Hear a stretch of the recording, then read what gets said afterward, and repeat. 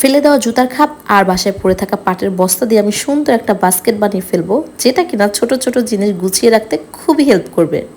So hello everyone, আসসালামু আলাইকুম। প্রথমে আমি একটা জুতার খাপ নিয়েছি, যদিও এটা একটু ছেঁড়া, বাট কোনো সমস্যা নেই। মাঝখানের সাইডে কেটে ছোট অংশটা বাদ দিয়ে এরকম চারকোনা সাইডেরটা নিয়ে নিব। তারপরে আমার একটা পাটের বস্তা লাগবে, যদিও এটা আমার কেনা, তবে আপনাদের কাছে যদি পাটের বস্তা থাকে বাসায় সেটা ব্যবহার করতে পারেন। এবার আমি একটা পলি নিয়ে সেটার মাঝখানে ছিঁড়ে নিয়েছি, এন্ড দেন সেই পলিটা আমি জুতার খাপের মাঝখানে লাগিয়ে দিচ্ছি গ্লুগান দিয়ে। যেহেতু এটা কাগজের তৈরি খাপ, এটাতে পানি পড়ে নষ্ট হয়ে যেতে পারে, আর ঠিক এই কারণে পলিটা আমি ব্যবহার করেছি। আমি চাই না আমার এত কষ্ট বানানোর জিনিসটা সহজেই নষ্ট হয়ে যাক। এবার আমি পাটের বস্তা কেটে নিচ্ছি, আর এই পাটের বস্তা জুতার খাপের মাপ দিয়ে আমি কেটে নিচ্ছি, যতটুকু লম্বা ঠিক ততটুকু। আপনাদের ঘরে পড়ে থাকা পাটের বস্তা দিয়েও কিন্তু এটা বানাতে পারেন, আর যদি কিনে ব্যবহার করতে চান সেটাও করতে পারেন। বাজারে এটা কিনতে প্রায় 1 গজের দাম 80 থেকে 100 টাকার মধ্যে হয়ে যাবে। তারপর এই পাটের বস্তাটা জুতার খাপের সাথে লাগিয়ে ফেলার পালা। আর এটা লাগাতে আমি গ্লুগান ব্যবহার করছি। আপনাদের কাছে যদি গ্লুগান না থাকে সেক্ষেত্রে আই কাঠাও ব্যবহার করতে পারেন, তবে সেটা কিন্তু শুকাতে একটু টাইম লাগবে। পাটের বস্তাটা আমি জুতার খাপের সাইড দিয়ে লাগিয়ে দিচ্ছি, আর নিচ থেকে শুরু করছি, তবে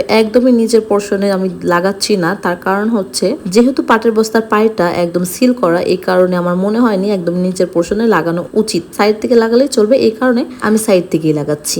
সাইডের গুলো লাগানো শেষ হয়ে গেলে আমি উপর সাইডে একটু বাড়তি রেখেছিলাম, দেখতে পাচ্ছেন, এটা দেখার জিনিস, বোঝানো যাবে না, তো সেটাকে আমি একদম টেনে টেনে ভিতর সাইডে লাগিয়ে দিচ্ছি। আর সাইডের কর্নার গুলোকে একটু ভাঁজ করে খুব স্মুথ করে এটা গ্লুগান দিয়ে সুন্দর করে লাগিয়ে দিব। হয়ে গেল পাটের বস্তা লাগানোর কাজ। এবার এটা সৌন্দর্য বৃদ্ধির জন্য আমি এটার উপরে লেজ লাগাবো। তো তার জন্য এখানে আমি লেজ নিয়েছি, এটা 20 টাকা গজ। এখানে 1 গজও লাগবে না, খুবই সামান্য লাগবে। তো যাই হোক, 1 ইঞ্চি পরিমাণে উপরে ফাঁকা রেখে তারপর আমি এই লেজটাকে লাগিয়ে দিচ্ছি গ্লুগানের সাহায্যে। আমি আবারও বলছি, এটা কিন্তু চাইলে আই কাঠা দিয়ে করা যাবে, তবে শুকাতে অনেক লেট হবে। এখানে সাদা কালার লেজ না দিয়ে যদি আমি ভিন্ন কালারের কোনো লেজ দিতাম তাহলেও কিন্তু খুব সুন্দর লাগতো। তো যাই হোক, এই তো হয়ে গেছে আমার বাস্কেট তৈরি। এখন এটার মধ্যে আমার ছোট ছোট সব এলোমেলো জিনিসগুলো গুছিয়ে রাখবো, আর দেখতে খুবই সুন্দর লাগবে। তোমরা কিন্তু বানিয়ে ফেলতে পারো ঘরে এরকম জুতার খাপ দিয়ে সুন্দর অ্যাস্থেটিক বাস্কেট। এরকম সুন্দর ইউনিক ভিডিও পেতে অবশ্যই আমার পেজটি ফলো করে রাখতে পারো। আমি চেষ্টা করবো নতুন নতুন আইডিয়া দিয়ে তোমাদের ভিডিও উপহার দেওয়ার। So by.